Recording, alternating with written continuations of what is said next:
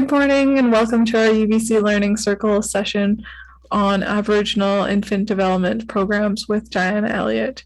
Today's session is in partnership with the Center for Excellence in Indigenous Health and Aboriginal programs and Aboriginal infant development programs. I'd like to acknowledge and thank the First Nations Health Authority for generously funding the UBC Learning Circle. We couldn't have today's conversations without them, and we appreciate all the support. And I'd like to acknowledge the unceded territories of the Musqueams people. We are calling in from the Point Grey campus here at UBC, and feel free to put in the chat box below where you're calling in from and your name. And I'll introduce myself just before introducing the panelists. Boyhaskell Hall, East Squeeze, Palpalwichiat, Kintillis, and Pinkton. So hello, good day. My name is Sarain. I'm from Penticton, and I'm the UBC Learning Circle Manager. I'll be moderating today's conversation, and working behind the scenes is Cynthia Lung. She'll be our production coordinator and just monitoring the chat for us. And finally, before we get into today's discussion, I'd like to provide a heads up that the topics covered may be sensitive or emotionally triggering. Please make sure that you are looking after yourself, and if at any point you feel that you need to talk to a friend, elder, counselor, or family member, don't hesitate to do so. We have some prompts in the chat for you if you need additional support. Now I'll turn it over to our panelist to introduce herself. Good morning, everyone. I'm Diana Elliott, and I'm from Cowichan Tribes in Duncan, BC, over on Vancouver Island. And I'm calling from my home office on the Quamachin village, which is one of the villages of Cowichan. So I'll acknowledge all of the territories of all of our participants today. I've been happy to travel all across BC and visit many, many territories. So while I acknowledge my territory through Zoom, I also acknowledge all of your territory. So I can start my presentation. There we go. Okay, thank you for this invitation to spend time with you today.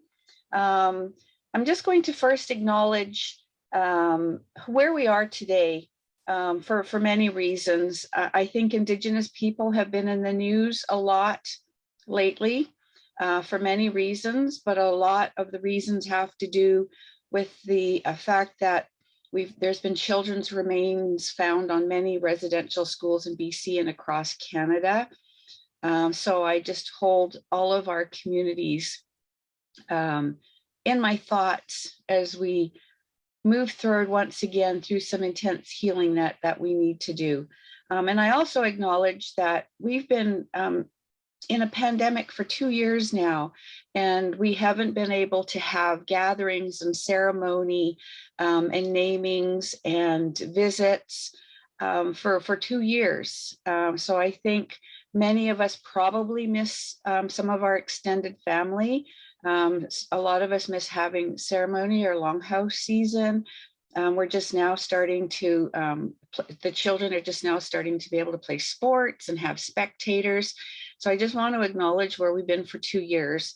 And we've started doing so many things like Zoom rather than in person, which has been an alternate of the time, but I hope it's not all the time that we can start gathering and meeting in person again. So I want to just again thank everyone, and I look forward to spending this hour or so together with you.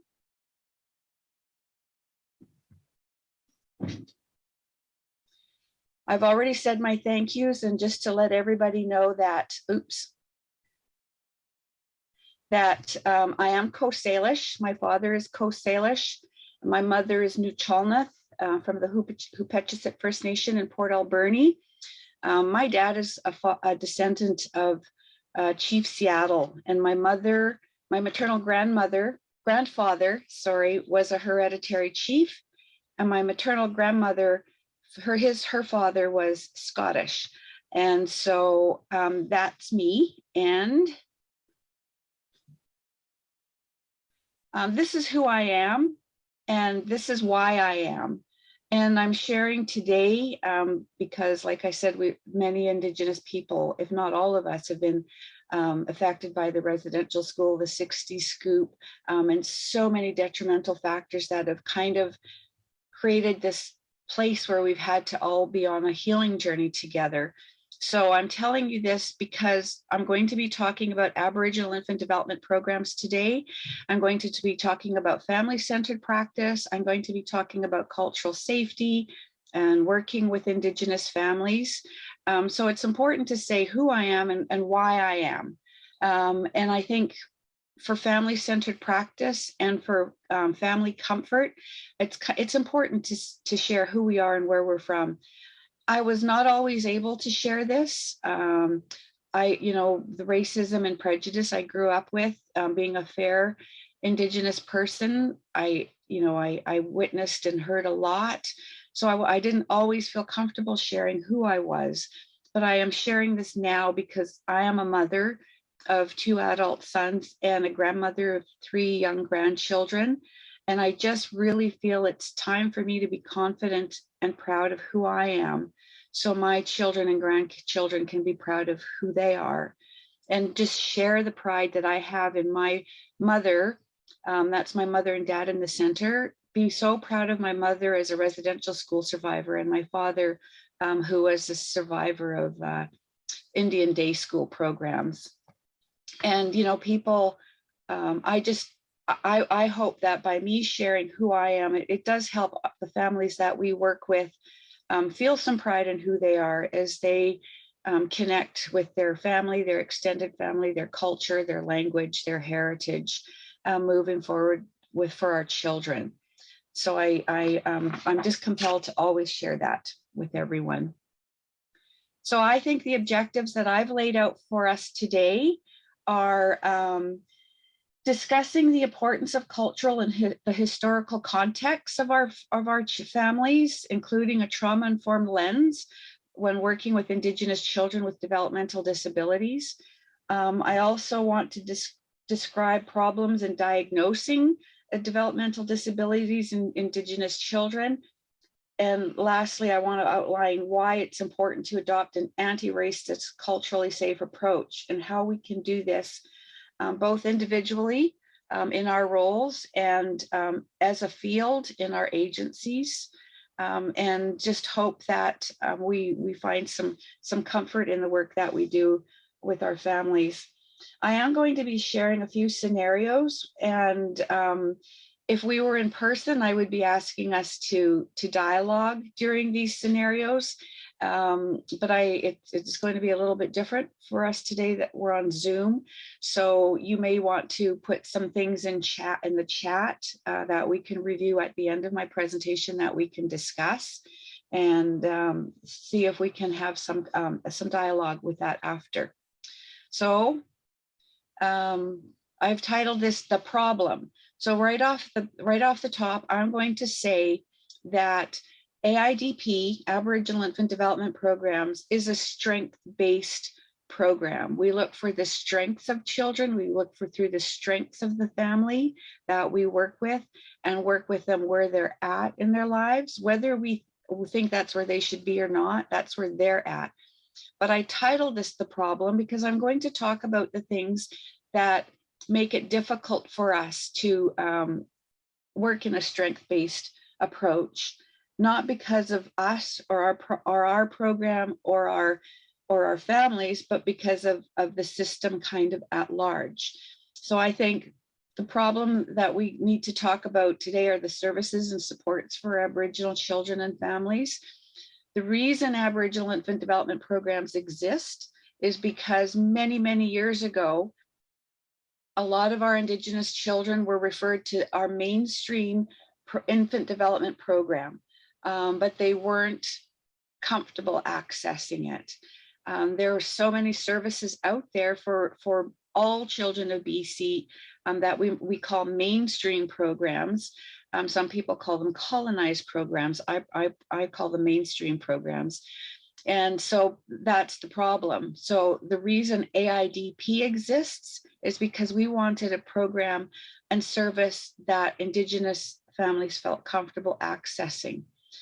So Indigenous supports for Indigenous families. So the problem is we have services and supports for Aboriginal children, and there's racism, whether it's real or perceived, it's there, and we have to take it seriously. Who has the problem? I think it's the systems and the attitudes of the professionals that work in those systems, again, real or perceived. And why should this problem be solved? Because for our Indigenous families, we want to create a safe place and a place where the professionals have a trauma-informed practice and cultural safety lens. And the reason we want to do this is why should we solve this problem, and how we will know we will do this problem. So the outcomes should be that Indigenous families have access to culturally safe programs and services, improved services, and systems and attitude change. One of the scenarios I'll talk today about are professional to professional. So again, while we're a strength-based program, we have problems that hinder us from doing our jobs effectively with families. And it's our main goal to make sure that we do our best and make the families feel as comfortable as possible. So while I'm not going to talk about a particular delay or disability today, we originally talking about working with children with Down syndrome.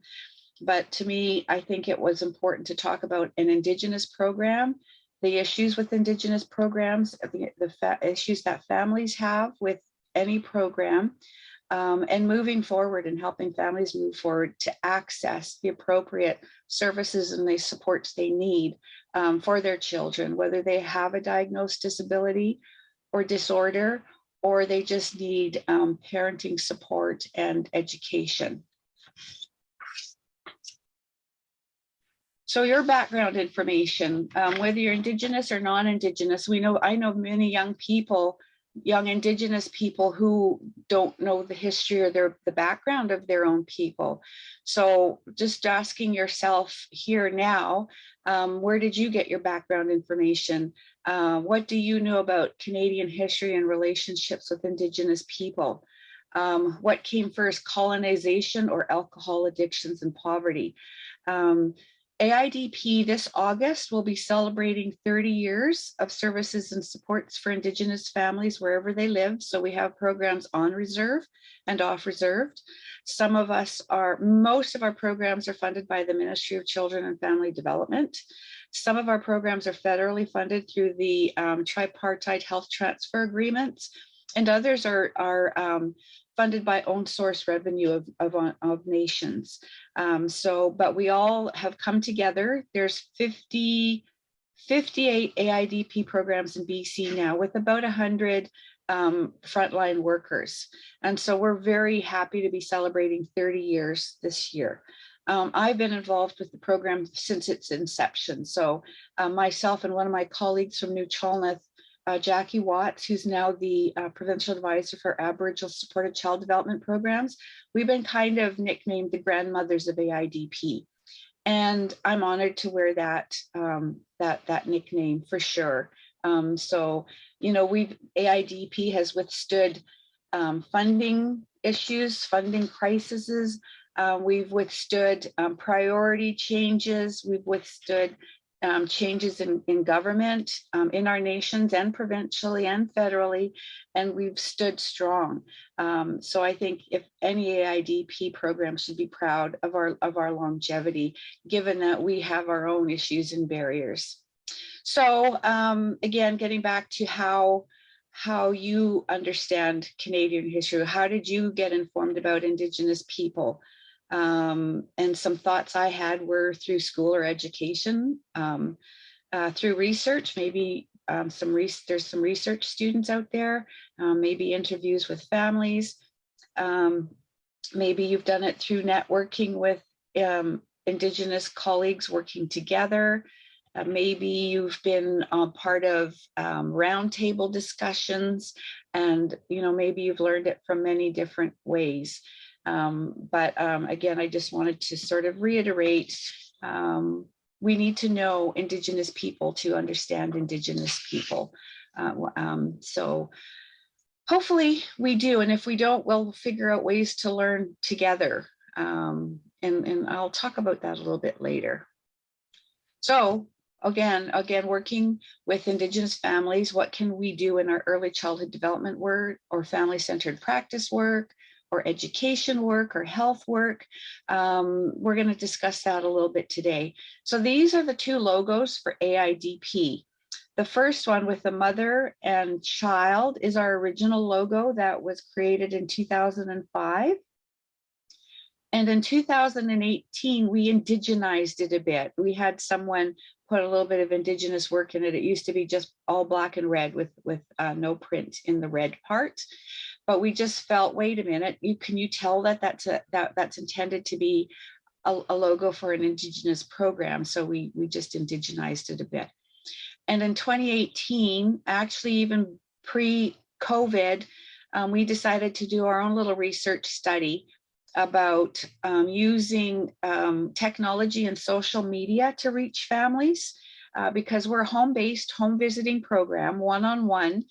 But we're wondering, are we reaching all families, and what are we doing? So we did a little research survey ourselves to discover, are people using technology? Are they Zooming? Are they FaceTiming? Are they texting?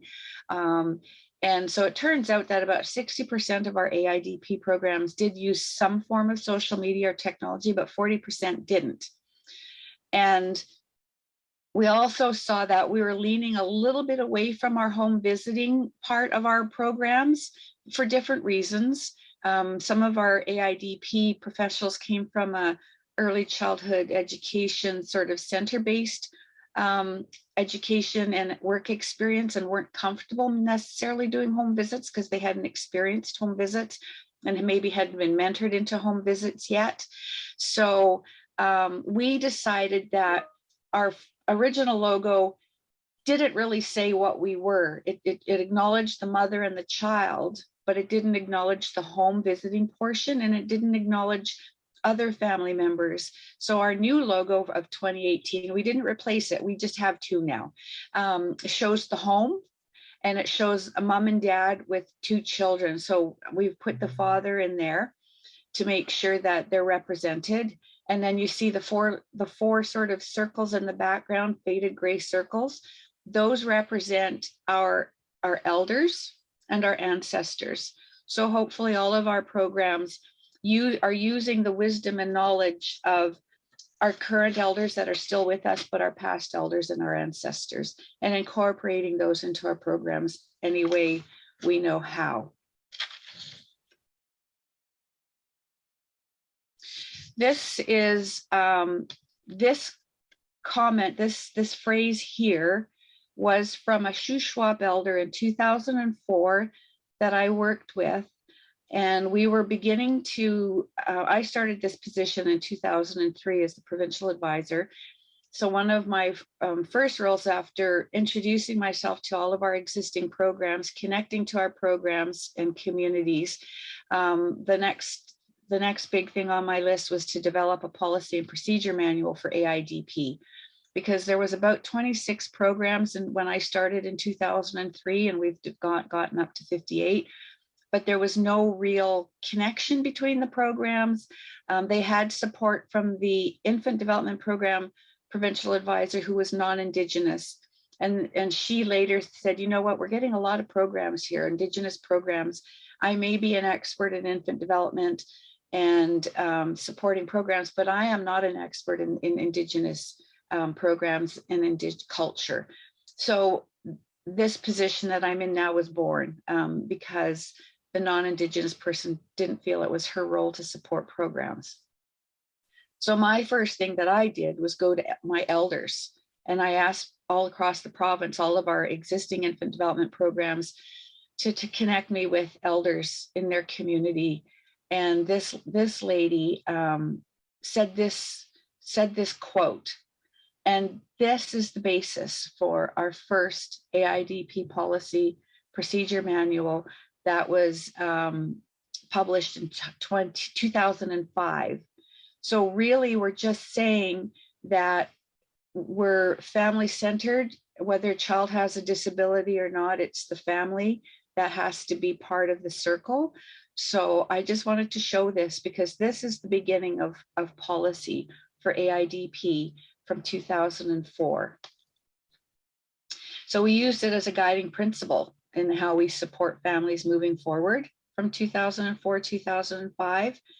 And sometimes our circles are broken for many reasons. So part of AIDP is wanting to heal circles so that circles can come back together, so that if somebody's even living in an urban area and isn't connected to their nation, so they might be isolated from their parents and grandparents, we still try to connect circles with urban families in any way we can, whether that's working through a friendship center.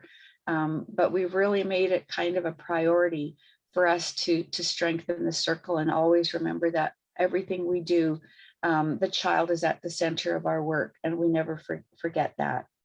And we find that working like this, thinking of our elders' teachings, helps us sustain and help make improvements to our programs in the long term. Hence, we've been here 30 years. And it's permanent improvement, hopefully in the right direction, and that children are developing and families are feeling supported, and that we're reconnecting to culture and language whenever we can, however we can.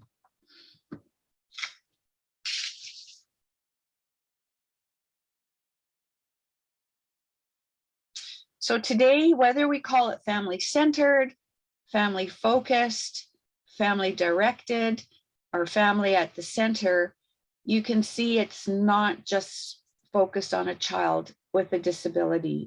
Like I said, whatever the disability or disorder or delay is, the family needs to be healthy and strong to support a child, whether they're typical or atypical in their development. So these are just pictures that I chose because they're happy, smiling children, including fathers in my pictures, because fathers, I think a lot of us in our work focus on the mother because the mother is the person who gives birth, but I don't think we give enough encouragement and recognition to fathers. That's why you're seeing 3 pictures of fathers in this presentation, and it's all about family. And I'll just put in a little plug there. The father and daughter on the skates happens to be my oldest son and his daughter.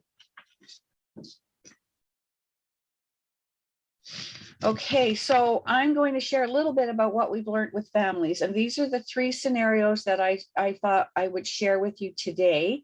And like I said, if you have any comments or any questions about these scenarios, or if you have an idea or a way to support change, please do share in the comments and we can discuss that at the end. So the first scenario is about a 2-year-old boy who was diagnosed with cerebral palsy. And he was actually diagnosed much earlier. I would say almost a whole year had gone by before the family started accepting support. So they were young parents, actually late teen parents. This was their first child. They had been in a car accident, and when she was 5 months pregnant, and she felt like maybe that's what happened. That's why her son got cerebral palsy. And she felt responsible, and there was a lot of shame and guilt and blame. But the father kept thinking he'll grow out of it. And the mother was open to support, but often didn't participate or say anything during the home visits or when the father was home. It was different when the father wasn't home. He couldn't always be there, but she was very reticent and didn't speak up. The mother, like I said, felt really responsible, and the father was silent. So that made it even worse for the mother when the father was silent. So as he aged, the family doctor wanted to refer the child to an occupational therapist, a physiotherapist.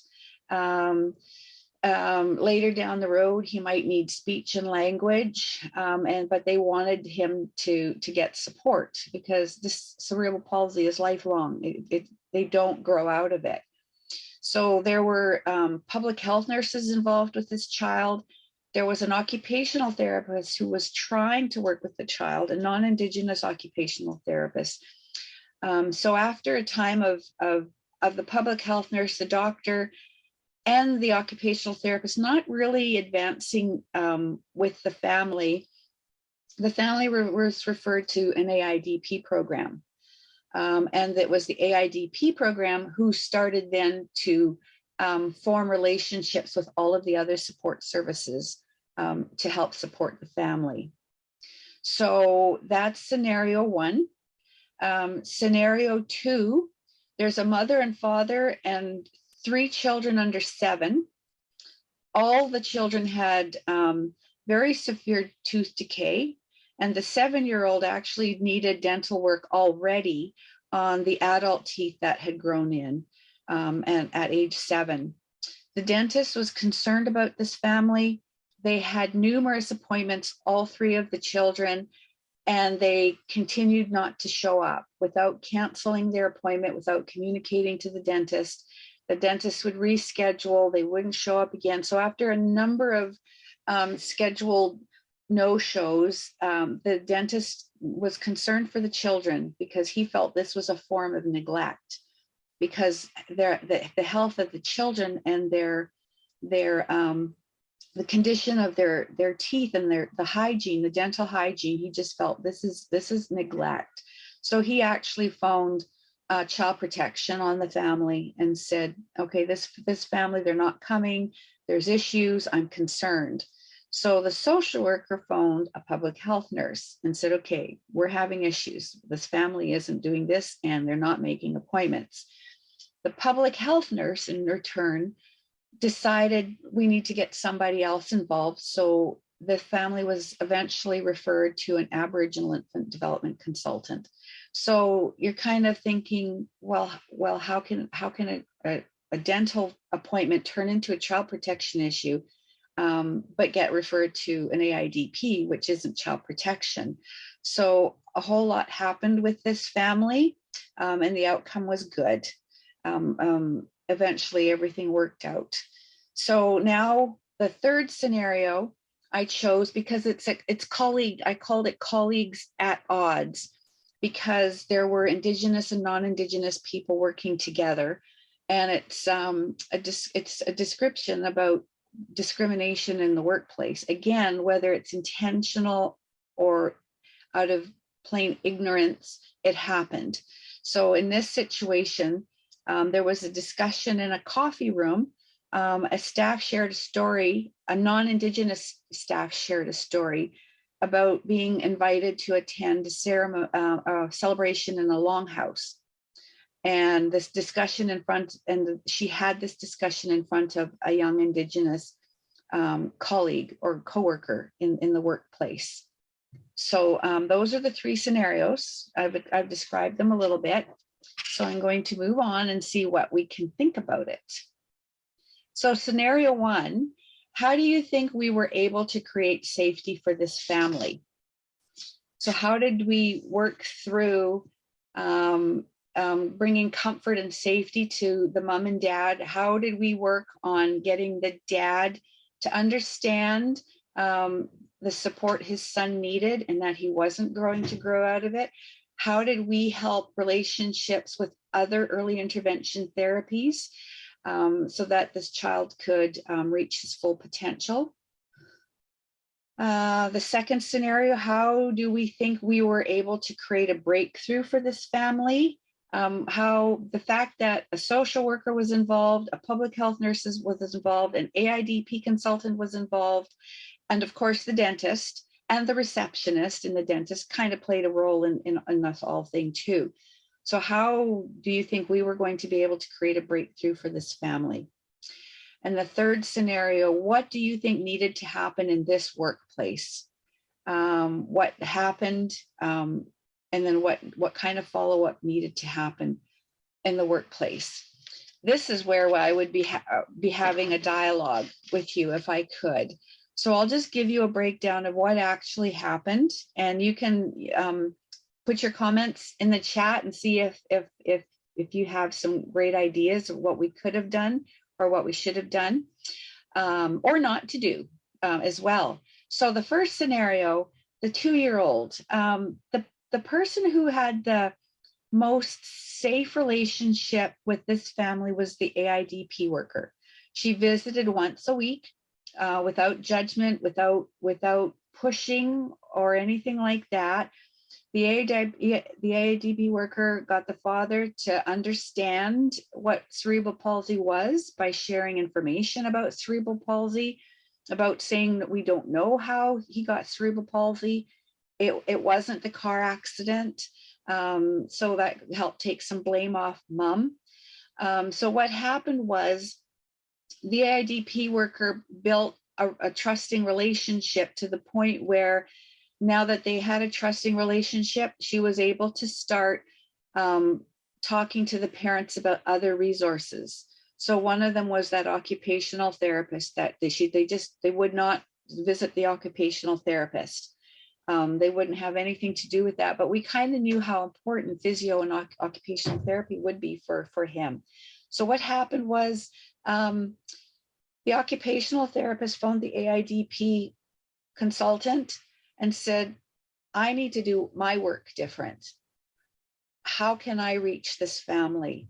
It's not working the way we're doing it. It's not working by making an appointment, by asking them to come to my office. You know, maybe there was transportation issues. Maybe they just weren't comfortable going into a clinical setting. So the occupational therapist and the AIDP consultant got permission from the family to do a home visit together. And so they consented. And this is the first time that occupational therapist ever did a home visit. She always did things her way in her clinic. This was the first time. And so we were making things work for that family. So what happened was eventually the occupational therapist would start doing visits on her own. And on those weeks where the occupational therapist visited, the AIDP consultant didn't, so that we didn't overburden the families with too many home visits by too many people. But we formed a team. So the OT shared with the family, the AIDP shared with the family, and the family shared with all of those folks involved. And so what happened was that young boy was able to get braces for his legs. He was able to get shoes to wear with those braces. He was able to get a wheelchair. He was able to get a walker. And this was all with our First Nations Health Authority as well, because we had to form that relationship and that support for this family to be able to access equipment, etc.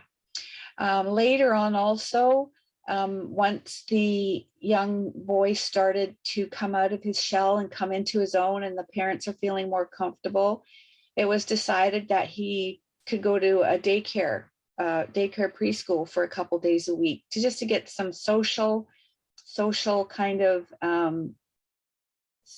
change and being with children his own age, so that he could be on his own for a while, so the parents could be on their own for a while, because it had been a long time with just two young parents and their son. So now they were able to get a couple of days a week, and he was able to. So this went on for the spring and summer. And after the spring and summer, the AIDP started doing home visits again. And the difference in that little boy was night and day. He had started to talk. He had the cutest sense of humor. He was a cheeky little fellow, and he was using his walker more than his wheelchair. And now we can fast forward this scenario to when he started school in the public school system. because the mother and father felt so comfortable being his parent now with his disability, when they were comfortable advocating for their son, they were comfortable talking to the teachers. This is where the community comes involved in it. And I picked this scenario because it goes on longer than just AIDP with a child with a disability. His elementary school, where he was going to school, there was always a local parade. I forget when it was, but there was always a local parade. And a lot of the children were talking about decorating their bikes and entering the bicycle section where they got prizes for the best decorated bike. And so here's this young fellow, and that school fundraised and bought this young boy a bike.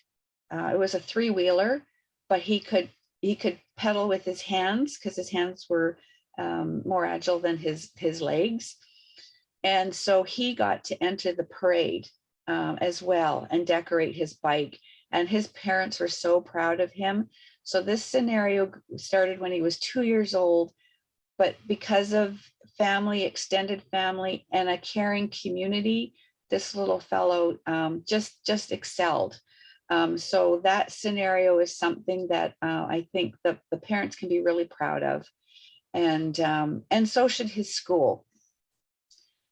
So scenario number 2, the dentist. This one is going to, sorry, I hope I'm not dragging on too long, but it's scenario number 2, mother, father, 7, 5, and 2-year-old. That all 3 children had quite severe tooth decay or dental caries or baby bottle tooth decay, depending on when you started your career in ECD. So what happened was the dentist, the social worker, the public health nurse, and now the AIDP. So the AIDP started doing home visits. The AIDP comes with a toy bag and plays on the floor with the kids and talks to the parents. So this AIDP worker was able to kind of get to the bottom of things much deeper than one would think that they had to for a simple case of trying to get a family to go to the dentist. When the AIDP consultant showed up to the home, you observe a lot. You talk, but you also observe. The father had 1 or 2 teeth. The mother had no teeth or dentures. And you could kind of see that dental hygiene wasn't a priority because their own teeth were in dire need of some treatment. It turns out that mom and dad were residential school survivors. They had horrific experience in the residential school with getting their teeth looked at without any local freezing or anything. It was kind of torture for the parents. So they never wanted their children to experience that horror and that pain, trying to have them have some dental treatment. The 2-year-old little one,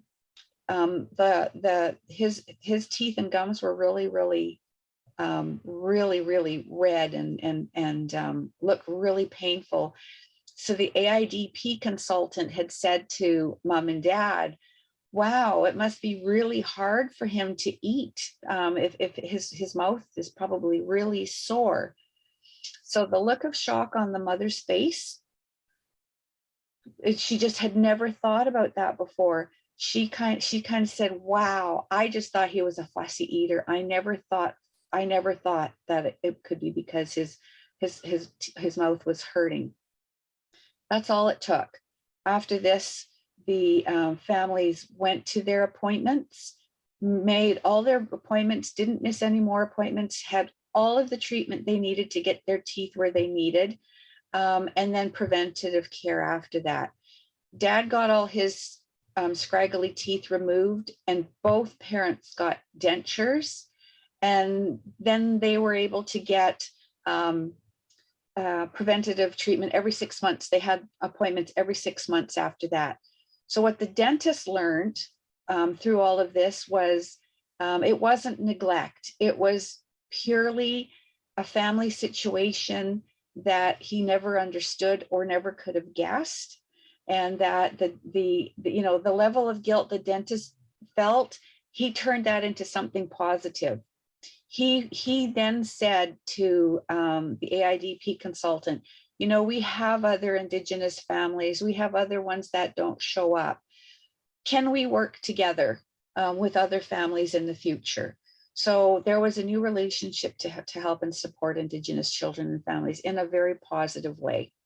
All of us in the outside circle, as indicated in a previous slide. So the third scenario is a colleague. So whether you're Indigenous or non-Indigenous on this Zoom today, I wanted to share a scenario because I have actually experienced this myself. This isn't my scenario, but I've experienced many things that are similar to this, because like I said, I'm fair. So I hear comments, I hear disrespect, I hear racism, but I've also gotten it on the other side because people say I'm too white, Indigenous people, or that I've got a white man education. So I've had it from both sides. So I chose a scenario that kind of spoke to me when this experience was shared with me, about a woman who actually had Métis family through marriage, and they graduated from a university, and one graduated as a registered nurse, one graduated as a social worker, but they had a graduation ceremony in a local longhouse. So if you know longhouses, you know that they're basically natural dirt earth floor with firewood fires in the middle and benches all around. So this was a summer celebration, and it was a bit dusty, and they were going to be served a lunch after.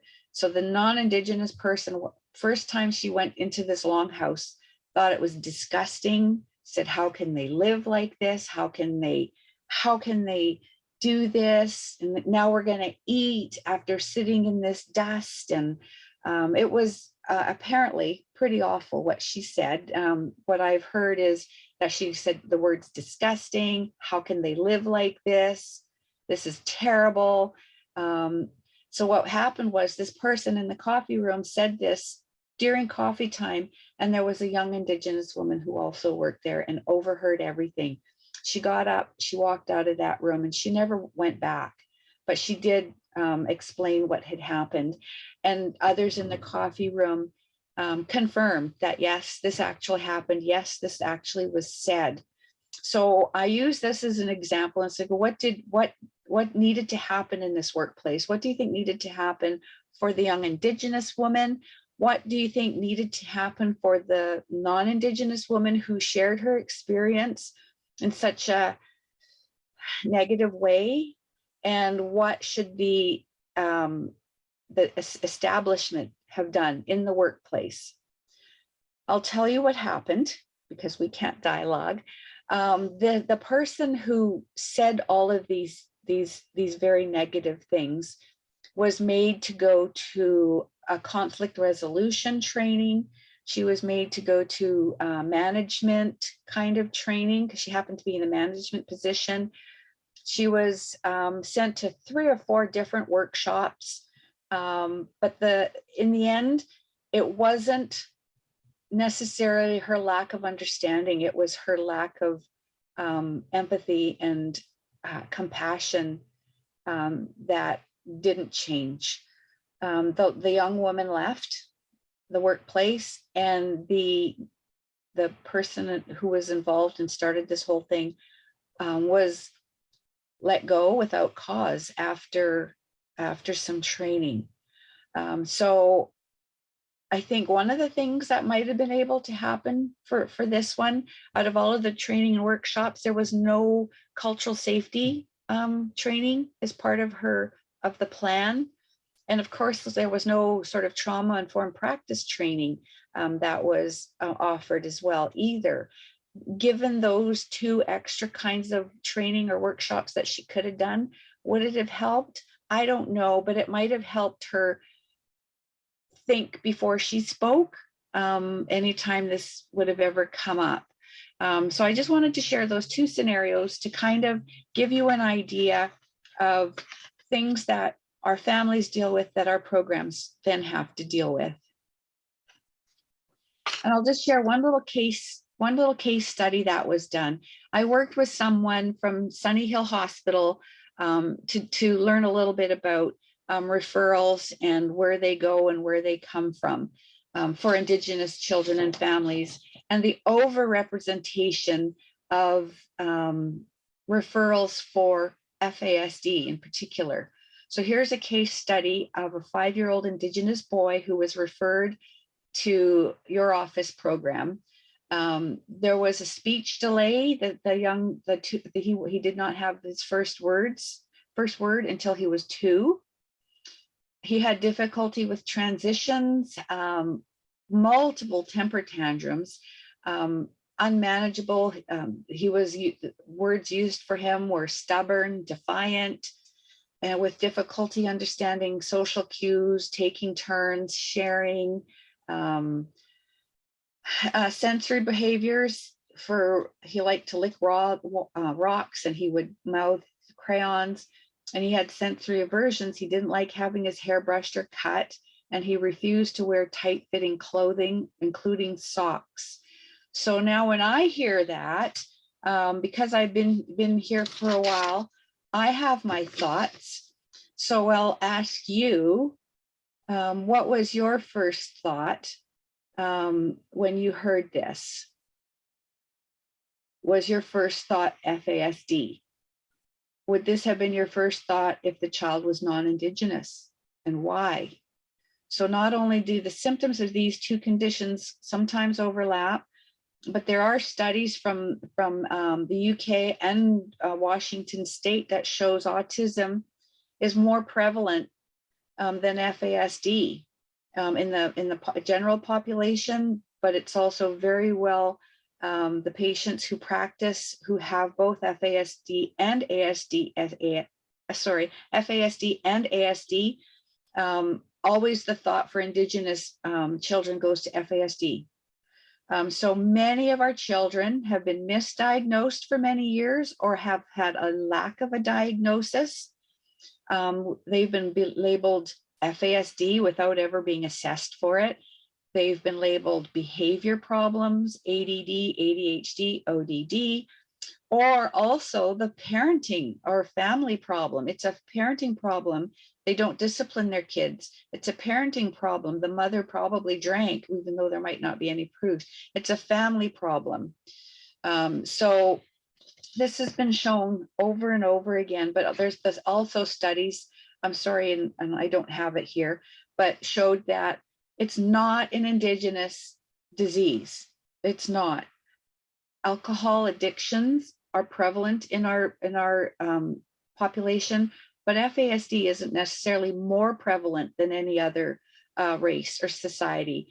And one study that I read once showed that it's professions. It goes by professions. There's some professions that have higher FASD rates than others, including physicians and doctors.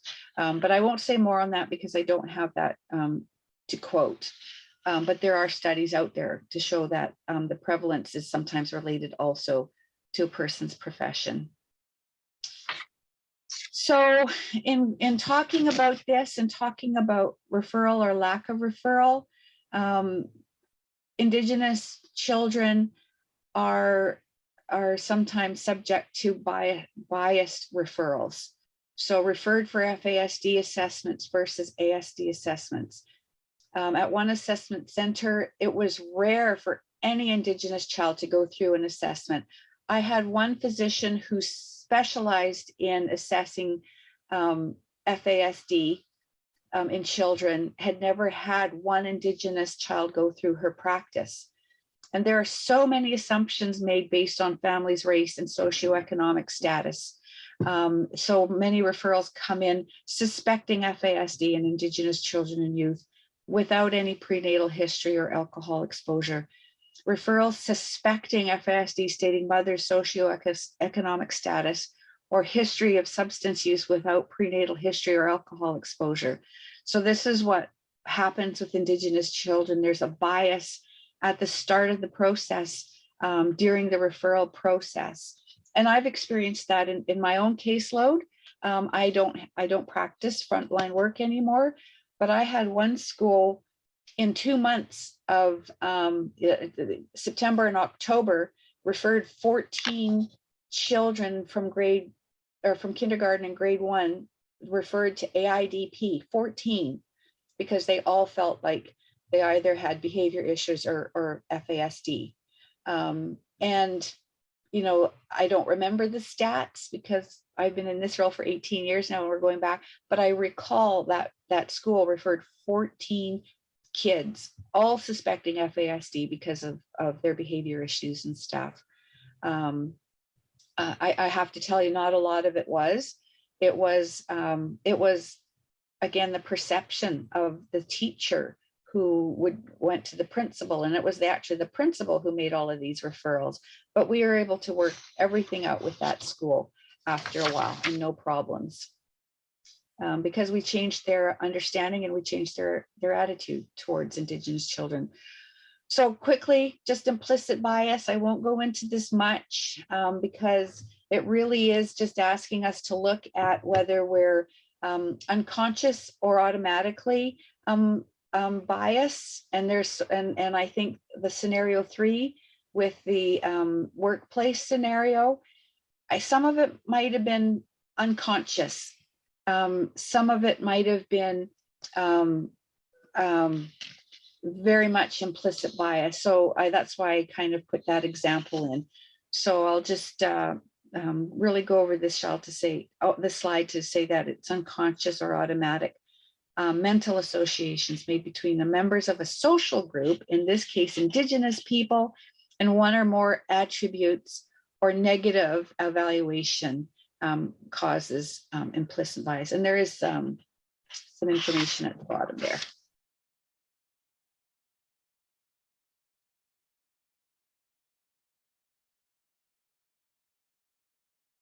So where does racism come from? I believe that much of it is structural, much of it is systemic. We're taught from a colonized or settler perspective. We're lacking teaching of Indian, we're lacking teaching. So we have the residential school, we have 60 Scoop, we have Indian hospitals, we have the Indian Act.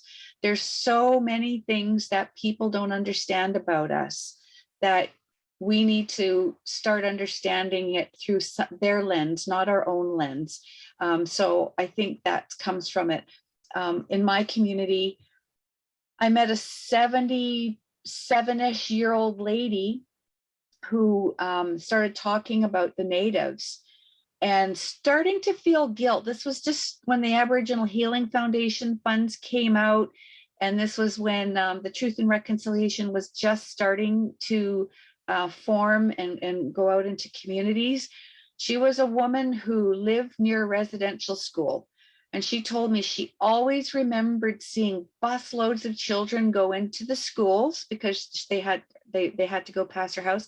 But it wasn't until she started hearing about all of these things, she didn't realize that that bus went in once and came out empty and the kids didn't ever go home. That was a revelation for her in her 70s. So that just goes to show what we're taught and what we don't know. So also, I guess I should mention the media. There's a cultural narrative in the media. I think there's some biased coverage in media, although I have to say they've been pretty kind when it comes to finding the remains of those children. in schools, and in the residential schools. But there's also the medical culture. And again, I know so many people who have experienced racism or prejudice in an emergency room. Oh, he's just a drunk. Let him sleep it off. Oh, she wants a babysitter, so she's just dropping off her kids. There's just so many things. And I'm not talking 15, 18 years ago. I'm talking it still happens. Um, Someone recently went into the hospital who actually had recovered from cancer, but started losing weight again and started not feeling well. He went to emergency and they just said, oh, he's a drunk, let him sleep it off. Turns out he had undiagnosed diabetes and he was going into a coma. Had somebody not seen him and knew who he was and knew he didn't even drink alcohol, he was probably going to die. He was, minutes away from dying, according to the nurse that was working in emergency. So where does this bias come from and what's really real?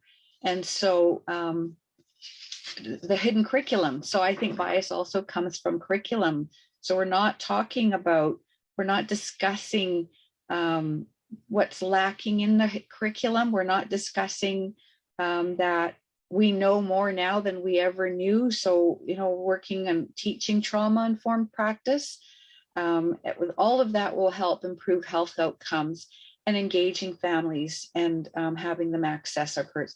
So there's an absence of discussion of other developmental disabilities in Indigenous children.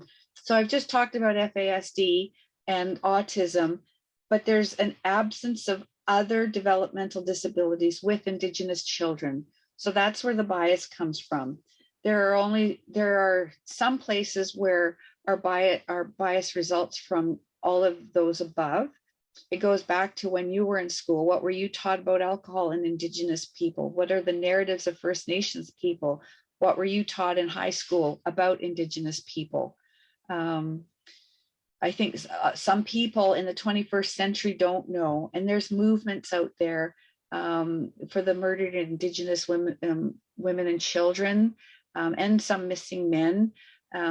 There's other types of movements out there that we're just standing up for ourselves now and trying to be understood and trying to be heard for who we are. So just a diagram about the family and the child and where some biases might come from and what it looks like to families. So there's research bias, there's clinical bias, there's personal bias, there's cultural bias. And imagine the family with the child with a physical or neurological disability. It's coming at them from all directions. And it's hard for them to want to access supports because we're just now, as Indigenous people, doing our own research. There was no research on children and families or early childhood development for families until Aboriginal Head Start programs came along, AIDP programs came along, partnerships with UBC came along, that we're starting to conduct our own research now. And we have our Indigenous students conducting research as part of their education towards their degree or master's. So there will be Indigenous research out there that will go against research bias.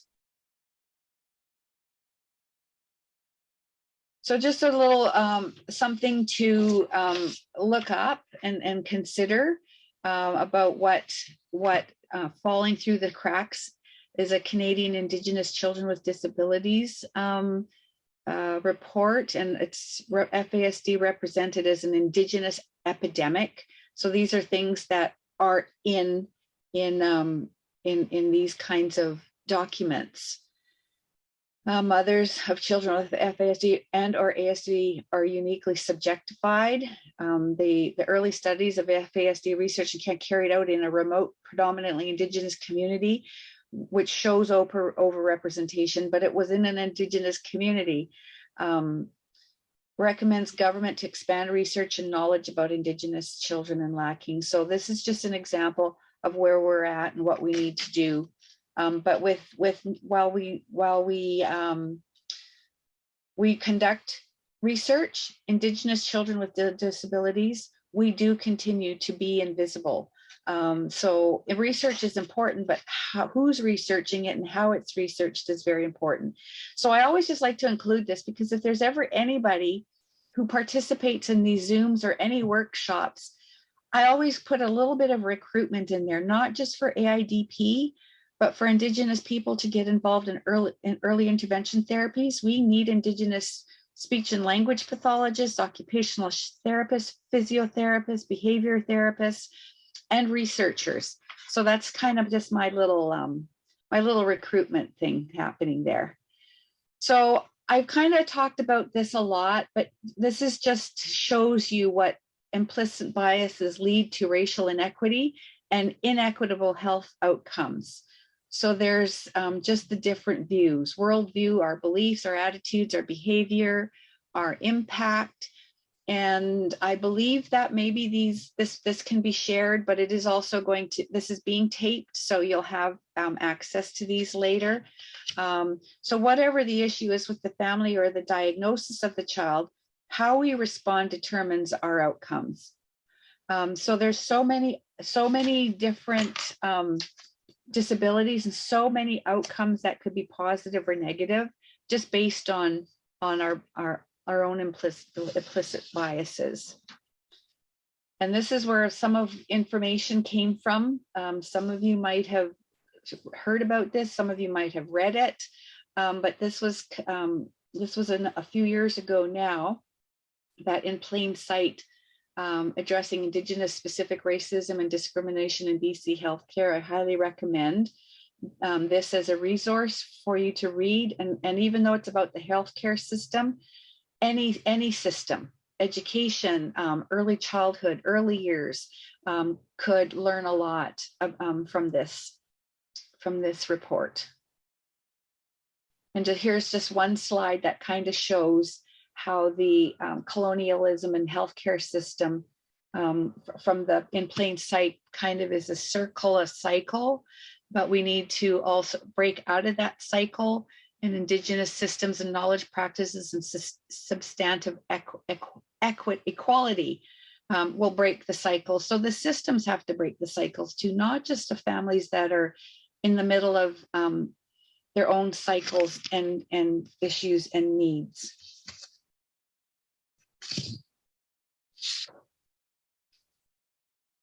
So what can we do as individuals? Again, this would have been another talking point. So just ask yourselves, what are some of the things that we can do in our workplace with families, Indigenous families with children with disabilities? What is our own cultural lens? What do we know? What do our policies do to help us support families? Sometimes we're stuck in our policies. Sometimes they feel written in stone. And so what can we do is kind of look at our policies, look at our program, and see what we can do to improve our services through our programs that can support families in a more respectful way. We need to learn and understand things that I have in my briefcase all the time, wherever I go, are the declarations of the rights of the child, declarations of rights of Indigenous people, the Truth and Reconciliation 94 calls to action.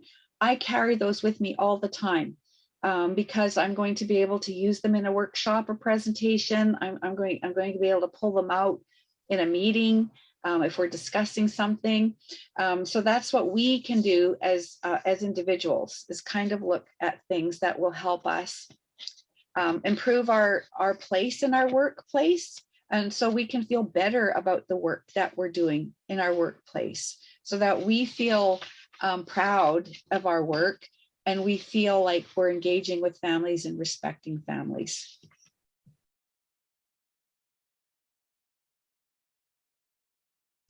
So part of what we can do as individuals is learn, relearn, or unlearn our Canadian history.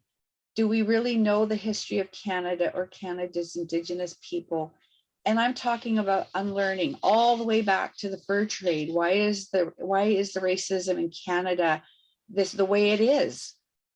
Why are we still quiet about it? Whether it's in our community or in our province or in our country, it's still pretty alive and well, and it comes and goes in spurts of whatever's happening.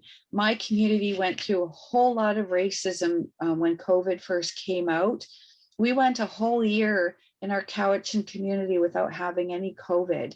And the minute we had an outbreak, it was our fault. They should fire all the natives that work in our stores. You know, they all live together. They're overcrowded. They're spreading it everywhere. And we were being blamed, even though we hadn't had our first case for a year into this. So that's what I mean. We need to learn, relearn, and unlearn, and also look at what, you know, our thoughts. Our thoughts all of a sudden went back to we were dirty Indians again.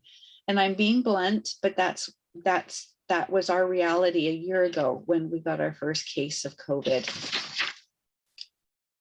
So just a few books here that I like and that I have in my own library that helps learn, relearn, or unlearn our history. Thomas King is a great author. This is a great book. The Indian Act, 21 Things You Need to Know About the Indian Act. There's some things that are part of the Indian Act that need to change. And we're moving towards not being under the Indian Act, towards self-government. And that's going to take time. And again, related to the medical field, this is a really good book, Medicine Unbundled. So those are some books that might really help us to learn, relearn, or unlearn our history. And these are only 3. There's numerous books. So again, do we really know? Do we know what we know, or do we know what we don't know? That would help us work with Indigenous people better. And are we a culturally safe program or service? So I think this might be a little bit out of order for some reason, but anyway, I just wanted to work a little bit to address internal biases. So again, there's the stereotypes based on race, there's the prejudice, and we need to look at our own thoughts, feelings, and behavior. Again, scenario 3, that woman had a whole lot of thoughts and feelings about our longhouse and her behavior towards it. She lost her job. So I think just working at it as something that we need to do as individuals. So there needs to be some kind of baseline racist. I mean, if you accept racism, you become part of living in that racist society.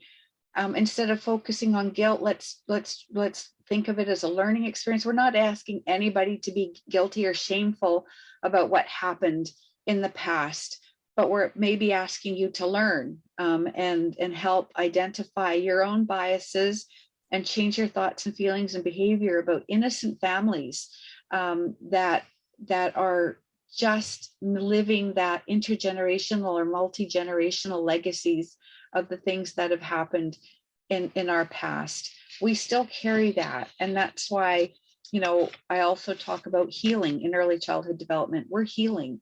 We're healing as a family. We're healing as a nation. We're healing as a culture. So that was asked to me once many years ago. What is AIDP? Is it health? Is it education? What is it? So I said, we're all of the above, plus we're healing, because we're working with parents who maybe were in a residential school or were raised by parents who were in a residential school. So there's decades of intergenerational or multi-generational trauma. So if we kind of understood that, as we're not lazy, drunk Indians, that many of us are on different healing journeys and at different places in our healing journey. And if we know that when we're working with Indigenous families, that'll make our job easier, and that'll help build up those relationships. Just another example, of another book, Decolonizing Education. And I like this. Systemic racism operates through inaction, silence, neglect, and indifference.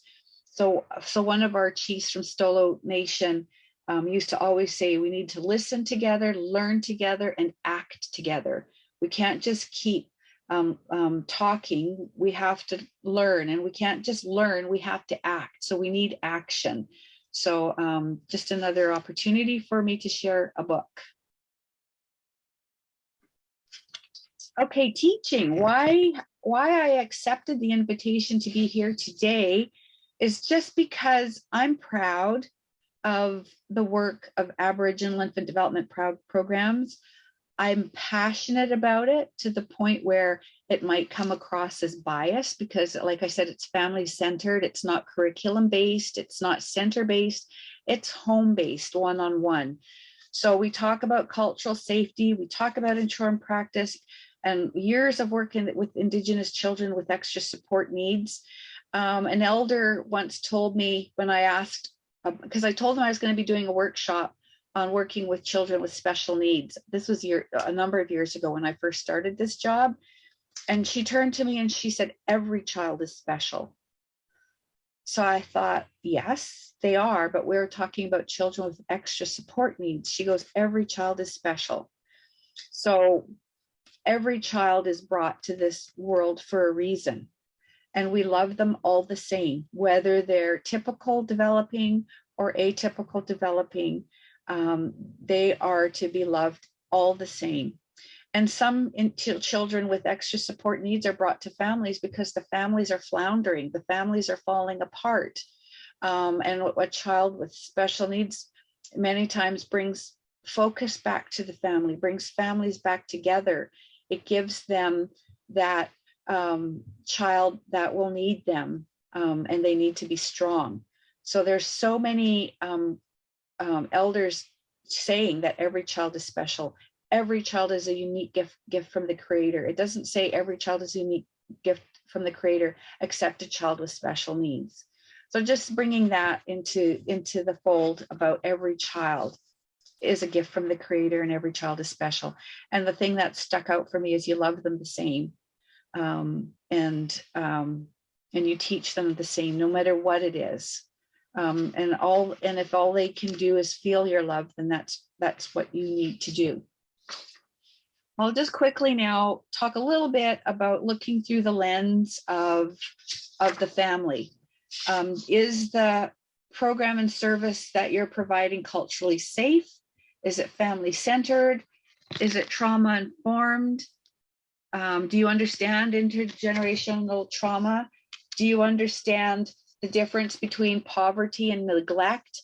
So many of our children in care, Indigenous children in care, are being put in care because of neglect. In actual fact, it's poverty. They're not, it's perceived that they're not looking after their nutrition. They're not putting them in a safe home when they might be on social system or underemployed or minimum wage. And we all know how much rent is and how much rent goes up over time. A lot of children are removed for neglect when in actual fact it's poverty. So when people get rent money and the rent, it doesn't meet the demands of the rent, then they're going to live in a dilapidated home. And so I don't blame the family for living in that home. I blame the person who provides the rent money to slumlords, to put it bluntly, because that has happened over and over again. They need a 3-bedroom, 2-bath house, but those, could be anywhere from $2,200 up to $3,200 a month. And the amount they get from the ministry for rent doesn't meet that. So they're going to find a 1 or 2-bedroom, 1-bathroom house that they can afford. So now then they're being called for overcrowding. So we need to remember that when we're looking through the lens of the family, it's not necessarily neglect, it's poverty. And I always have a hard time helping people understand what intergenerational trauma is, or family-centered practice, meeting the family where they're at. I live in Duncan and my office is in Victoria. So this is on the Malahat on Highway 1. And you can see here, and what I like about this picture is when I looked at it, the forefront of the picture, you see the black where you can see the trees. And then you see different levels of darker grays to lighter grays, and you still see some gray cloud over top, but you see blue sky and light down the middle. Sometimes when we're working through family-centered practice where their families are at, they're going to be in this dark or black area.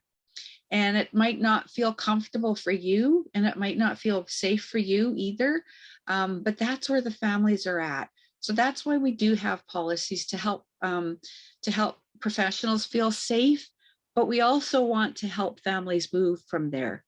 So little by little, where we meet families where they're at, because they've experienced poverty, intergenerational trauma, different kinds of forms of abuse that's been passed down, and kids aren't safe. They're in that forefront black area. As we work with families, they move further towards the light and safety. So that this picture kind of helps me explain intergenerational trauma and meeting families where they're at in family-centered practice. So it really is just a good visual that kind of helped me go, okay, that's where we are. So social modeling may have some impact of children who witness domestic violence. Cognitive factors may be explored, such as how parents, peers, community, and culture mold the story or the script or the belief and the attitude that influence behaviors, and how these stories or scripts and beliefs interact with the experience at the moment of a person, and the extent of which kind of thinking or characteristics of a more aggressive families when they're feeling threatened, and that comes across as aggressive sometimes with families. They get, you can't tell me what to do, who sent you here, that kind of thing. And an example of meeting the family where they're at is really just helping them, bring them from the dark to the light, where the need for supports and services is minimized, and they only need what they need for their child. So this is also where I talk about, sometimes there was a saying, again, it was an FASD conference actually. One of the speakers said, if you mother the mother, you mother the child. And AIDP took that one step further and thought, okay, if you mother the mother, you mother the child. How about if you parent the parent, you parent the child? Because like I said, a lot of our parents and grandparents weren't parented. They were institutionalized. I don't call that parenting. So we've taken on the philosophy that if you parent the parent, you parent the child. So if we nurture the mother and the father, they're in turn going to have that in them to nurture their child. So a lot can be done through this process of family-centered practice and understanding intergenerational trauma. So I'm getting to the end here. So inclusive environment promotes family involvement. So one of the cornerstones of family-centered practice is the understanding of a culturally inclusive environment. So when we say culturally inclusive, or we say culturally safe, that differs from the idea of incorporating other cultures into a mainstream program. So for instance, when we developed the Aboriginal Infant Development Program, we didn't just put an A in front of infant development. We made it our program. We continue to address the family's issues through our approach, through our Indigenous approach, through our cultural approach, through our own philosophies and values. So AIDP is rooted in our own culture and our value beliefs. So again, this is just to say family-centered practice isn't just in having an inclusive environment, but it differs from incorporating other cultures. So we didn't just use and adapt, we created our own. So we call AIDP our sister program because it definitely got us started from where we needed to be. We like the family-centered philosophy. We like the home visiting approach. And so we are an Aboriginal infant development program, but we have our own values and belief systems in what we do and how we work with our children. And if you're a mainstream program, putting an A in front of your program isn't going to make you an inclusive environment for Indigenous people. It's going to be adjusting your policies and practice, creating relationships, safety, and respect. So why family-centered practice might not work? I think I wanted to just give a few examples of people who say, the families are the leaders in family-centered practice, but what if they're not in a place where they can make their own decisions? What if, they're on the verge of losing their children to care, or what if their children are in care? Why family-centered practice might not work. And I put in brackets to our liking, because again, it's going to be our attitude or our lens that we're determining why it might not work. So these are some examples of why families practice might feel like it's not going to work. There might be addictions, housing issues, incarceration, poverty, food insecurity, all of those things that are listed there might make family-centered practice hard. But we can get there. We can get there one issue at a time. Strength-based approach is looking, the families might be doing 9 things wrong, or that we don't like, or that we think is putting their children in jeopardy. But we'll focus on that one thing that they're doing right. So there might be food insecurity, there might be housing issues because they're living in poverty, and they might have dropped out of school, and they might be socially isolated. They might be isolated from their nation because they're living in an urban area. So let's look for that one thing. And that one thing might be that they just hold their baby and they love their baby. And we'll work from there. So while it might not feel like it's working or it's going to work, we'll focus on that one thing that will help us on our journey with this family. So while we speak about that a little bit, some indicators of cultural unsafety, and this is work from Dr. Jessica Ball from University of Victoria. She talks about this, and I didn't give her credit. I'm sorry, I kind of lost it when I put that, put this together. So Dr. Jessica Ball, and if you've heard Alison Gerlach speak at all, she also talks about this. Indicators of cultural unsafety are low utilization of available services, scenario 1, where the family didn't want to access of any of those supports. Denial of suggestions that there is a problem. Again, scenario 1, the father saying he was going to grow out of it. Non-compliance with referrals or prescribed support. So many times our parents have been labeled non-compliant, no-shows. We care more than they do about their children. So it's perceived as non-compliant, and reticence in interactions with practitioners. That's a picture of my mom again, 10 years in a residential school. She's got a lot of anger still. It's weird to see my mom. Every once in a while, anger will come out of her because she's the sweetest, quietest person. You would never think, I would never think that comes out, but it does come out of her once in a while because it's an unmet healing part, or being heard or understood as a residential school survivors. Nobody believed her for so long about what was happening to her and her siblings in those schools. And then they found those remains in the Kamloops Indian Residential School. My mom cried so hard. She goes, now they have to believe us.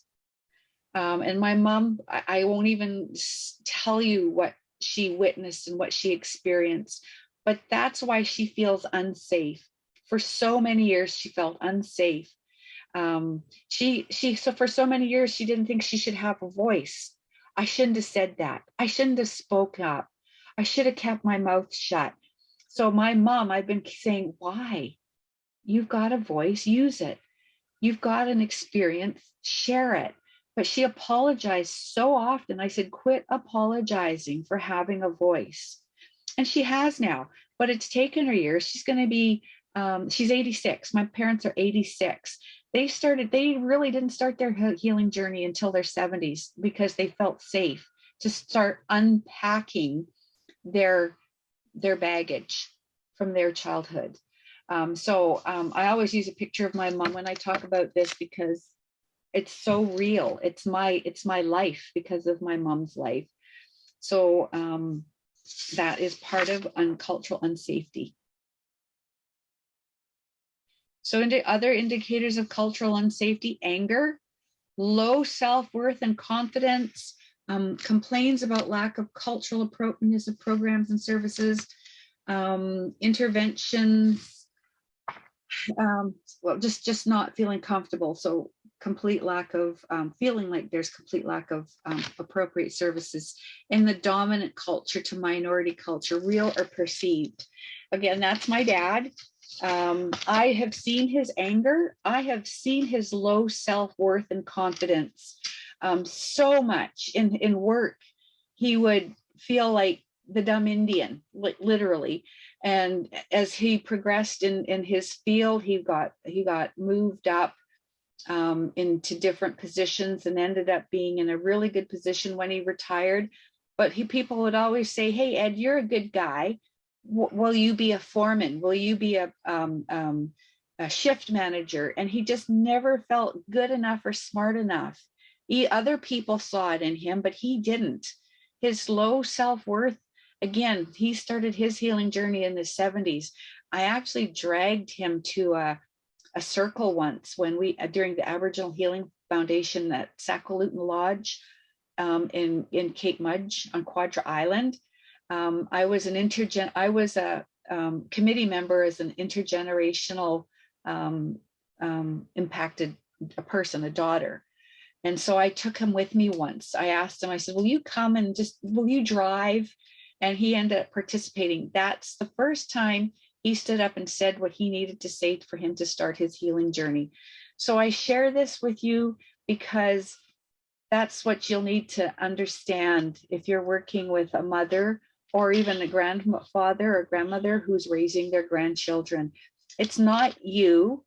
It's not the service necessarily. It's what they feel about themselves as through the trauma that they've lived or they are living. And as I'm winding down, I'm going to share this poem. This is the Aboriginal Infant Development Program that they've owned. And again, see, I forgot to put the copyright on there. They own this. AIDP owns this. It was gifted to me when I became the provincial advisor for AIDP from a New Chalmouth elder. He was an elder who went to residential school. He was an elder who was a terrible husband and a terrible father, abuses, violence, alcohol. He got sober and went to a life skills course. And he was asked to write a poem. And this is what he wrote. These are his words. And what I like about it is that he realized that even though he was sober, he was still a drunk because he didn't change his attitude towards himself. He didn't change how he could feel about himself, but he wrote this poem. So I bolded the last word of every sentence there. And this was, like I said, this was gifted to me, but then I turned around and gifted it to AIDP. So AIDP will own this forever. So the last words of each of those sentences are together: respect, unity, understanding, strength, courage, gentleness, knowledge, achievement, success, and goal. I love this poem. And I put that picture of two youth who were getting prepared for a canoe race, and then the actual canoe is from Tribal Journeys. I believe it was 2008. But I love this picture because if you think back to our time, we didn't have schools, we didn't have childcare places, we didn't have any of that. We were the school for the children. We were the childcare for the children. The children were at the center. So if you look at this, our highway was the Salish Sea, and this is how we traveled. And if you look at this, the people in the canoe, the children are at the front, the youth are in the middle, there's adults in the back, and then there's one leader who's managing the whole canoe. And so I like this because it's multi-generational. They're working together to get to a destiny. And each stroke they do together is a goal. And multi-generational, to me, I just love seeing the kids in the front and everybody working together. So this can be related between family, professional to family. It can be federal or provincial. It can be on reserve, off reserve. It can be Aboriginal, non-Aboriginal. It can be program to program, colleague to colleague. We can all take heart from this poem. So we are all here for the well-being of a child, but also the well-being of the parents of the family. And again, and the well-being and wellness of a community if we're supporting children by supporting their families. And in my language, in Cowichan, there's a word called spakum. And the word spakum means that children are regarded as a flower, and flowers need nourishment, love, and care. And then once they bloom, they need a beautiful garden to flourish in. So I always think of families as the garden.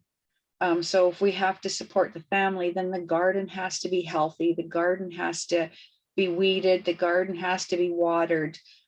So as we work with our children, they're spakum, they're beautiful flowers, and they need a beautiful garden to grow in. And lastly, there's just some of the books that I mentioned throughout the document, and there's a lot of reports relevant through the representative for children and youth office. So I've put the link there. In plain sight. So there's the National Indigenous Webinar series. So these are just some resources that I thought others could look into. And I'll say thank you again for allowing me to come to speak today. I like it when it's a little more interactive and I can see you, but I am finished. And so I'm not sure what time it is, but I'm sure there's plenty of time, hopefully, for a few questions or dialogue. So thank you, everyone. Hi, Diana. Thank you so much for the great presentation. We have a couple questions here. I'll just ask them right now. One question is, as a non-Indigenous committed allies, how would you suggest we best recognize in ourselves when biases could be creeping in to our work/personal lives? What I like to tell people is we love allies and champions, and we love when it's true. So one of the things I think a lot of our people, our colleagues have started doing is looking at the Truth and Reconciliation Commission, because 94 calls to action, they might not be all relevant to you and your work, but you can find some. I think in early childhood development and working with children with special needs, there's probably anywhere from 10 to 21 that could be relevant to our work.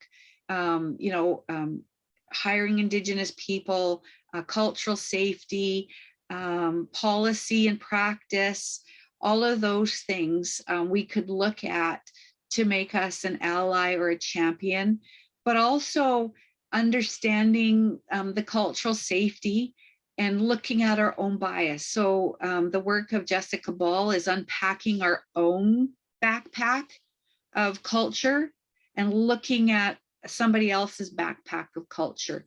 And I really like that analogy because, yeah, I come in as an Indigenous woman. So I have a backpack of stuff that is mine, that was, given to me by my mother and my father. So I'm unpacking negative things in my backpack to make room for positive things so that my children's backpack isn't heavy. So we can do that as colleagues as well. If we hear racism, if we hear judgment, we need to call each other on it as well.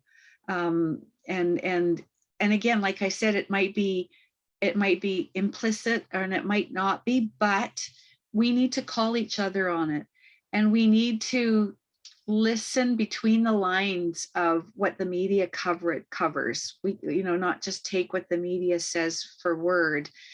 We're really working on our healing journey, and when we're there, we're going to be good neighbors. We're going to be equal neighbors. We're going to be supportive neighbors, and that's sort of another thing that I kind of like to think about. Stunus and Cowichan tribes means good neighbor. So I want us all to be good neighbors. So and by being good neighbors, we can also be good colleagues, good coworkers, good supervisors or managers, to be open to looking at our policies, to see how friendly we are, to see how safe we are. But the main message I think I would say is, let's look at our backpacks. Like, a lot Indigenous people have a chip on their shoulder. They might be still full of hate and rage and anger. So we do have to look at our own healing in our own backpacks. Not everybody's a racist. Not every white man is bad. And I'm using language that's spoken out loud in my community. And it's not intended to be racist, because it's coming from such a hurt place with such chips and anger on our shoulders still, that us as adults, we have to unpack that, because we don't want to pass on our hate and anger to our young children. That's where that multi-generational thing comes in. So I would say stand up and stand with us 365 days a year, not just on Orange Shirt Day, not just on Aboriginal Day, but every day. And if you don't know something, don't be afraid to ask. If you have an Indigenous colleague, don't be afraid to ask. If you don't have an Indigenous colleague, don't be afraid to phone a friendship center or reach out to the nation that might be just 2 miles down the road, and then work together. Thank you, Diana, for answering that question. That was our only question. Okay. Yeah, but thank you to our guests and to everyone for joining us today. And thank you so much, Diana, for the amazing discussion. It was great to hear about the different biases and more about the Aboriginal Infant Development Program. Just before we end the webinar, we would love for you to bring our attention to our upcoming UBC Learning Circle webinars. We have Pathways to Autism BC on March 22nd, and Intergenerational Friendships with Hazel and Jessica on April 5th. You can sign up for our learning circles on ubc.ca learning circle. And that is everything. Thank you. Have a great day. Thank you, everyone, for your ears. I wish we could have been in person, but thank you. I appreciate it. Haichka.